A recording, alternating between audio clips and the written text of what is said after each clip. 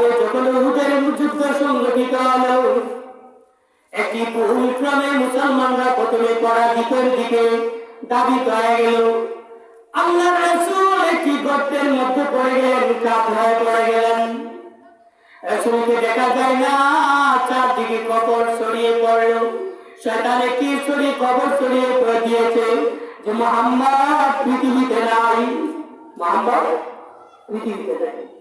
এবার সাহাবায়ে কেরামরা তলোয়ার ছেড়ে দিয়েছে, মুহাম্মদ সাল্লাল্লাহু আলাইহি ওয়াসাল্লাম পৃথিবীতে নাই।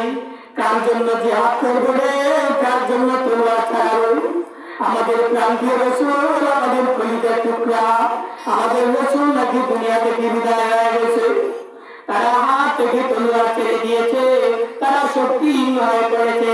এমন সময় আল্লাহ রাব্বুল আলামিন আয়াত নাযিল করেন, ওয়া মা মুহাম্মাদুন ইল্লা রাসূল قد خلت من قبله الرسل أفإن مات أو قتل انقلبتم على أعقابكم ومن ينقلب على عقبيه فلن يضر الله شيئا وسيجزي الله الشاكرين. হে সাহাবায়ে কেরামরা, মুহাম্মদ সাল্লাল্লাহু আলাইহি ওয়াসাল্লাম একজন রাসূল, তার আগে অনেক নবী রাসূল ছিল, তারা দুনিয়া থেকে বিদায় নিয়ে গেছে।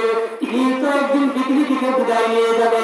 তিনি যদি পৃথিবী থেকে বিদায় নিয়ে যায়, তাহলে তোমরা কি দিন প্রচার বন্ধ করে দিবে?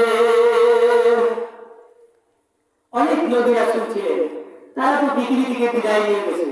তোমরা তো একদিন পৃথিবী থেকে বিদায়, মুহাম্মদ সাল্লাল্লাহু আলাইহি ওয়াসাল্লাম একদিন পৃথিবী থেকে বিদায় নিয়ে যাবে।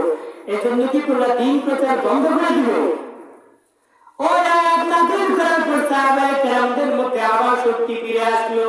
তারা আবার যুদ্ধের ময়দানে যুদ্ধে চালালেন, তুমুল যুদ্ধ। শেষ পর্যন্ত ওই যুদ্ধের মধ্যে আবার মুসলমানদের বিজয় হইল,